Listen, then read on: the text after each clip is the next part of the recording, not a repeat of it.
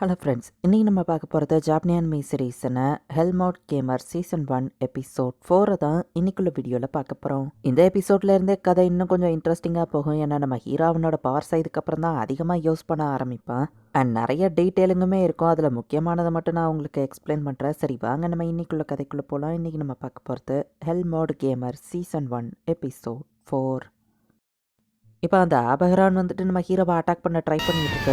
சக்கர் அப்படின்னு சொல்லி ஒரு சவனை நம்ம ஹீரோ கொண்டு வருவோம். அந்த பறவையோட எனர்ஜி அதுங்க உரிய ஆரம்பிக்குது. நல்லா நான் இது யார் மேலேயும் டெஸ்ட் பண்ணல, பட் கண்டிப்பா இது இந்த வழியா பார்க்கன்னு தெரியும். நிறைய சக்கர்ஸ் டாகெல்லாம் கொண்டு வந்து ஒரு வழியா நம்ம ஹீரோ அதை தோக்கடிக்கப்போ ஃபர்ஸ்ட் டைமா 100 எக்ஸ்பீரியன்ஸ் பாயிண்ட்ஸ் கிடைக்குது. ஆல்பகரானா அப்படின்னு எல்லாரும் ஷாக் ஆகுறாங்க. ஆலன் நீ உண்மையிலேயே அமேசிங் அப்படின்னு சொல்லி கரணா பாக்குறா. கண்ணத்துல அடிபட்டிருக்கேன், வேற எங்கேயும் அடிபட்டிருக்கான்னு உங்க அப்பா கேட்கவோ இல்ல நம்ம ஹீரோ சொல்றான். இதுல ஏதோ கடிச்ச தடம்லாம் இருக்கே அப்படின்னு கெர்டா கேட்கறான். நம்ம ஹீரோ தான் அதை கடிச்சு சாவடிச்சிருப்பான் போலன்னு கெர்டா நினைச்சுக்கிறான். கெர்டாவோட மண்டை வேங்கி இருக்கு. கெரனா கூட அவன் ஸ்வாட் ஃபைட் பண்ணி தோத்து போயிருப்பான் போல நம்ம ஹீரோ புரிஞ்சுக்கிறான். இப்போ அந்த மான்ஸ்டரோட பிளட்டை வெளியே அனுப்பி அதோட மீட் ஒரு 20 கிலோக்கு வரும். அது போக இந்த விங்ஸ் மத்த மெட்டீரியல விற்கவும் முடியும். மான்ஸ்டருக்கும் அந்த 60% டாக்ஸ் அப்ளை ஆகும். ஈராங் மான்ஸ்டரான ஹார்ன் ராபிட்டா இருந்தா பிரச்சனை இல்ல, பட் இது ஒரு டி ரேங்க் பேர்டு, ஸோ கண்டிப்பா இதுக்கு டாக்ஸ் கட்டணும். அது போக இந்த magic crystal T rank magic ஸ்டோன்ஸும் அந்த டாக்ஸுக்கு கீழே தான் வரும். அப்பாக்கு அடிப்பட்டதுனால தான் நீ வேட்டையாடுறதுக்காக போன. சீஃப் கிட்ட இதை வச்சு நெகோஷியேட் பண்ணி நிறைய மீட்டை கலெக்ட் பண்ணலாம்னு சொல்லவும் என்கிட்ட ஒரு ஐடியா இருக்கு நம்ம ஹீரோ சொல்றான். இப்ப வில்லேஜ் சீஃப் கிட்ட போயிட்டு டாக்ஸா இதோட விங்ஸையும் மேஜிக் ஸ்டோன்ஸையும் உங்களுக்கு கொடுக்குறோம், மீட்டை நாங்க எடுத்துக்கிறோம் அப்படின்னு கரெக்டா பேசுறான். ஐயோ அது பெரிய பிரச்சனையாச்சு. பேரன் இந்த வருஷம் நிறைய மீட் கேட்டிருக்காரு அப்படின்னு சொல்லுவோம். பேரன் நிறைய மீட் கேட்டாருன்னு சொல்லி தான் காமனரை வந்து ஹண்ட்ல ஜாயின் பண்ண வச்சிங்க. அதனாலதான் ரோடின்க்கு அடிபட்டுருச்சு. இம்பாசிபிளான டாஸ்க் எங்களுக்கு கொடுக்கலன்னா ரோடின்க்கு அடிபட்டிருக்காது. இப்ப அவன் ஃபேமிலியோ கஷ்டப்பட்டு இருக்காதுன்னு சொல்லவும் ஐயோ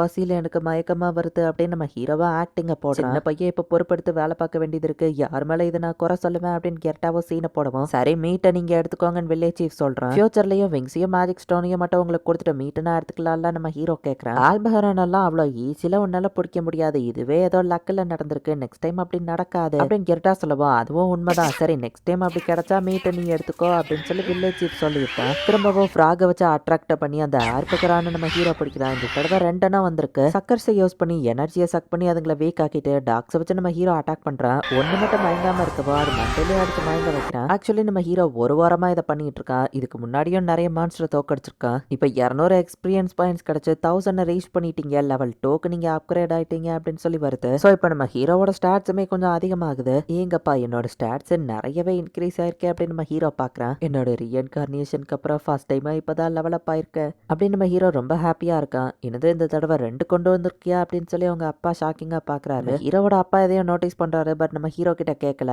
10 ஆல்பஹரான் மான்ஸ்டர் நம்ம ஹீரோ கொண்டிருக்கான். இப்போ வின்டர் வர்றது டயத்துல தேவையான பொருட்கள் எல்லாத்தையும் நம்ம ஹீரோவால காசு கொடுத்து வாங்க முடியும். எவ்வளவு ஸ்ட்ராங் ஆனாலும் கெரனாட்ட மட்டும் நம்ம ஹீரோ தோத்துட்டு தான் இருக்கான். அவங்க அப்பா அம்மாட்ட போய் நம்ம ஹீரோ பேசுறான். எனக்கு 1 வயசா இருக்கும்போது கடவுள் கிட்ட இருந்து நான் ஒரு ஆரக்கிளை ரிசீவ் பண்ணேன். ஆலன் குழந்தாய், உனக்கு நான் அறிவையும் பவரையும் கொடுக்கிறேன் அப்படின்னு சொன்னாங்க. அதுக்கு அர்த்தம் என்னன்னா நான் ரொம்பவே அறிவாளியான பர்சனாவும் ஸ்ட்ராங்காவும் இருப்பேன். ஆனா 100 மனுஷங்களுக்கான சோதனையை நீ ஒருத்த அனுபவிப்ப. பவர் அண்ட் விஸ்டமை வச்சு நீ அதை ஓவர் கம் பண்ணணும் அப்படின்னு காட் எல்மியா சொன்னாங்கன்னு சொல்லவும் இன்னைக்கு கடவுளோட ஒரு ட்ரையலை நீ பாஸ் பண்ணிருக்க அப்படித்தானே. அவன் கண்ணத்துல இருந்த காயம் மறைஞ்சிடுச்சு. நான் அதை நோட்டீஸ் பண்ணேன். அப்ரைசர் செரமனில உனக்கு பவர் இல்லைன்னு தானே வந்துச்சுன்னு கேட்கவும் எல்மியா கிட்ட இருந்து எனக்கு கொஞ்ச நாளைக்கு முன்னாடி இன்னொரு ஆரக்களும் வந்துச்சுன்னு சொன்னா கடவுளுக்கு ரெஸ்பெக்ட் கொடுன்னு அவங்க அப்பா சொல்றாரு. அப்ரைசர் செரமனில என் ரேங்க் லோவா காமிச்சதுக்கு காரணம் மத்தவங்களை விட என் ப்ராசஸ் ரொம்ப ஸ்லோவா தான் இருக்கும். அண்ட் இது புது வகையான டேலண்ட்னு காடு சொன்னாங்க. பட் அது என்னன்னு எனக்கு தெரியல. நம்ம ஹீரோ இப்போதைக்கு அந்த டேலண்ட்டை மட்டும் மறைக்கிறான். நான் ரீஇன்கார்னேட் ஆயிருக்கேன். மான்ஸ்டர்ஸ் என்னால கண்ட்ரோல் பண்ண முடியும்னு சொல்ல வேண்டாம் நம்ம ஹீரோ முடிவு பண்ணிடுறான். தான் சின்ன வயசுல இருந்து கல்ல மரத்து மேல எரிஞ்சு பிராக்டிஸ் பண்ணியா காட் ஆஃப் ட்ரையலை எதிர்க்க நீ தனியா போராடி இருக்க. முன்னாடியே சொல்லியிருக்கலாம்னு அவங்க அம்மா சொல்லவும் கடவுளோட ட்ரையலை நான் நேரா மோதி பாத்திரலான்னு முடிவு பண்ணிட்டேன். எல்லா ட்ரையலையும் நான் பாஸ் பண்ணுவேன்னு நம்ம ஹீரோ சொல்றான். பட் ஆலன் இது நமக்குள்ளேயே இருக்கட்டும். கெரனாக்கு நடந்த வரை நீ ஃபால்ஸா ரிப்போர்ட் பண்றேன்னு ஏதாச்சும் பிரச்சனை வந்துடக்கூடாது. பட் ஆனா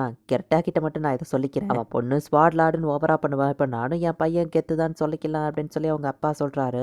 இதை நான் முதல்லயே எதிர்பார்த்தேன். நீ ரொம்ப ஸ்ட்ராங்னு எனக்கு தெரியும். கடவுளே உன்னை பிளஸ் பண்ணி டெஸ்ட் பண்ணுவாருன்னு எதிர்பார்க்கல அப்படின்னு கெர்டா சொல்றான். இங்க மணி எப்படி ஒர்க் ஆகும்னு எனக்கு சொல்லித்தாங்கன்னு நம்ம ஹீரோ கேட்கறான். சரிஃபா இருக்கிற நம்மளுக்கு தான் 60% டாக்ஸ் ஒர்க் ஆகும். காமனர்ஸ்க்கு அப்படி கிடையாது. பட் வருஷத்துக்கு அவங்க அடல்ட்டுக்கு 3 கோல்டு காயினும் ஒரு குழந்தைக்கு 1 கோல்டு காயினும் வரியா கட்டுவாங்க. பேரனால ஒரு செரிஃப்க்கு காமனர் ஸ்டேட்டஸ் கொடுக்க முடியும். அண்ட் 10 கோல்டு காயினை கொடுத்தா ஒரு செரிஃபால காமனரா மாற முடியும்னு சொல்லுவோம். என் ஃபேமிலியில மொத்தம் 5 பேரா. அப்ப 50 கோல்டு காயின் தேவையா நம்ம ஹீரோ யோசிக்கிறான். இப்போ 5 ஸ்டாக் ஆஃப் மீட்டை கொடுத்து இவங்க ஒரு மூட்டை நிறைய சால்ட் வாங்குறாங்க. நம்ம ஹீரோவா அதையே பண்றான். ஸோ டைரக்டா காசுக்கு பதிலா நம்ம ஹீரோ வேட்டையாடின அந்த ஆபகரான் மீட்டை கொடுத்து மத்த தேவையான பொருள் எல்லாத்தையும் வாங்குறாங்க. கரெக்டா கூட போய் பழகிக்கிட்டு இப்ப அதுக்கப்புறம் நம்ம ஹீரோ தனியாவே போய் வியாபாரத்தை பண்ண ஆரம்பிக்கிறான். இது நான் காசு கொடுத்து வாங்கினா அது எவ்வளவு ஆகும் நம்ம ஹீரோ கேட்கவும் 5 சில்வர் காயின்னு அவர் சொல்றாரு. இப்ப மீட்டை கொடுத்து 4 பழம் நம்ம ஹீரோ வாங்குறா. போப்போஸ்னு ஒரு பழம்னா அது ஒண்ணுதான் கிடைக்கும்னு சொல்லப்போ நான் அந்த 4 வச்சுக்கிறேன் நம்ம ஹீரோ கிளம்புறான். சோ மணியோட வேல்யூ இந்த இடத்துல எப்படி இருக்கு அப்படிங்கிற எல்லாத்தையும் நம்ம ஹீரோ நோட்ஸ் எடுத்து வைக்கிறான். ஹீரோக்கு 50 கோல்டு காயின் தேவை. அதுக்கு 500 ஆல்பகரான நம்ம ஹீரோ கொண்டாகணும்.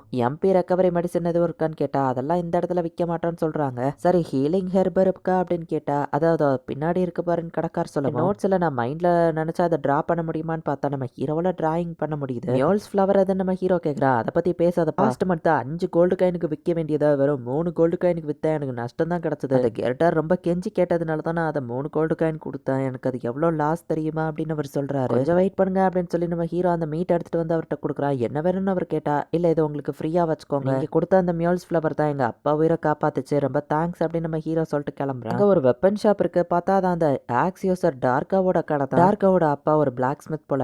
ஆமா வில்லேஜ் சீஃப் பையன் பெல்மஸ் கூட இவன் என்ன பண்றான் நம்ம ஹீரோ பாக்குறான். இங்க இருந்து போனோம்னா என் அடியாளா இருக்க ஒத்துக்கோ அப்படின்னு அவன் நம்ம ஹீரோ வந்து அடிக்கவும் ஹீரோ அவன் முன்னாடி ஸ்வாட் எடுத்துட்டு போய் எந்த வெப்பனை வேணா எடுத்துட்டு வா நான் வெயிட் பண்றான் நம்ம ஹீரோ சொல்றான். இதோ வெப்பன் எடுத்துட்டு வாரண்டான் டார்காவோ ஓடுறான். ஹே பெல்மோஸ் எப்படி இருக்க நம்ம ஹீரோ பெல்மோஸ் கிட்ட நார்மலா தான் நடந்துக்கிறான். டார்காவோட அட்டாக்க நம்ம ஹீரோ டாஷ் பண்ணி அசால்ட்டா அவனை அடிச்சு போட்டுருந்தான். திரும்ப அவன் எந்திரிச்சு வரவு ஈஸியா நம்ம ஹீரோ அவனை தோக்கடிக்கிறான். மாசா நம்ம ஹீரோ சீன் போட்டுட்டு ஓ கடைக்கு நான் திரும்ப வருவேன் அப்படின்னு சொல்லிட்டு நம்ம ஹீரோ கிளம்புறான். இங்க நம்ம ஹீரோவோட அப்பாக்கு ஓரளவுக்கு உடம்பு சரியாயிடுச்சு. இருந்தாலும் உடம்பு ரொம்ப ஸ்ட்ரெயின் பண்ணிக்கிடாதீங்கன்னு அவங்க அம்மா சொல்றாங்க. இப்ப கெர்னாவோட வீட்டை காமிக்கிறாங்க. நம்ம ஹீரோ டார்கான் எல்லாரும் ஸ்வாட் ட்ரைனிங் எடுத்துட்டு இருக்காங்க. நம்ம ஹீரோவோட தம்பி மாஷ் வந்துட்டு கெர்னா கூட ட்ரைனிங் எடுக்கிறான். நம்ம ஹீரோ அவங்கள நோட்டீஸ் பண்ணிட்டு இருக்க கேப்ல அடிக்கலான்னு வந்து டார்கா தான் கீழே விழுறான். இன்னும் 2 வருஷத்துல அப்ரைசல் செரமனில மாஷ் சூப்பரா பெர்ஃபார்ம் பண்ணுவான் நம்ம ஹீரோ பாக்க எவ்வளவு ரொம்ப கியூட்டா இருக்கா. நம்ம ஹீரோ அவன் தங்கச்சியை பார்த்துட்டு இருக்கான். வில்லேஜ் சீஃப் நம்ம ஹீரோ அப்பாவை சமன் பண்ணி விட்டுருக்காரு. 2வது தடவை வேட்டைக்கு போகும்போது காமனர்ஸை கூட்டிட்டு போனா அது போக 10 to 15 போர் மீட் வேணும் அப்படின்னு அவர் கேட்டிருக்காரு. இந்த தடவை பேரன் கிட்ட இருந்து ஆர்டர் வந்ததுனால இவங்களால நோ சொல்ல முடியல. இவங்களால அதை பண்ண முடியலன்னா இன்னும் சில செரிஃப் பீப்புளை இந்த வில்லேஜ்க்கு அனுப்பி வைப்பாங்க. இவங்களுக்கு தான் லேண்ட் கம்மியா கிடைக்கும். கெரனா வில்லேஜ்க்கு புது ஆளுங்க வர்றது டேஞ்சர் தான் அப்படின்னு நம்ம ஹீரோ யோசிக்கிறான். அடுத்த வருஷம் 20 போர் மீட் கேட்க வாய்ப்பு இருக்கான் அப்படின்னு சொல்லுவோம். இது நியாயமே இல்லை நம்ம ஹீரோ யோசிச்சுட்டு பட் இருந்தாலும் அப்பா ஒருவேளை நீங்க ஹண்டிங் நம்பரை இன்க்ரீஸ் பண்ணா இன்னும் கஷ்டமான டாஸ்க் அவங்க கொடுப்பாங்க. நம்மளால முடியாதப்போ நிறைய செரிஃப் தான் வில்லேஜ்குள்ள வருவாங்க. அதுக்கு பதில் நம்ம காமனர்ஸோட ஹெல்ப்பையா அக்செப்ட் பண்ணிக்கலாம் நம்ம ஹீரோ சொல்றான். காட் எல்மியாவோட விஸ்டம் எனக்கு இருக்கு. எங்களால உங்களுக்கு ஹெல்ப் பண்ண முடியும் நம்ம ஹீரோ சொல்லிட்டு மனசுக்குள்ள கேமரா மத்தவங்க ஈஸியா டெவலப் பண்ண ஹெல்ப் பண்ணிருக்கேன். அந்த நாலேஜை இங்க யூஸ் பண்ண வேண்டியதான் நம்ம ஹீரோ நினைக்கிறேன். ஸோ ஃபர்ஸ்ட் டைமா நம்ம ஹீரோ போர் வேட்டைக்கு மத்தவங்க கூட சேர்ந்து கிளம்புறான். இந்த இடத்துல இந்த எபிசோட் முடியுது. ஆல்பகரான போன எபிசோட்ல பி ரேங்க்னு சொல்லியிருப்பாங்க. பட் அது நம்ம ஹீரோ தான் அதை அப்படி தப்பா புரிஞ்சிருப்பான். உண்மையிலேயே அது டி ரேங்க் தான். அண்ட் ஃபர்ஸ்ட் டைமா நம்ம ஹீரோ இவங்க வில்லேஜ்ல நடக்கிற அந்த வேட்டைக்கு கிளம்புறான். என்ன நடக்க போகுது அப்படிங்கறத நெக்ஸ்ட் எபிசோட் பார்த்து தெரிஞ்சுக்கோங்க. தேங்க்யூ ஃபார் வாட்சிங். Bye guys. நெக்ஸ்ட் எபிசோட்ல மீட் பண்ணலாம்.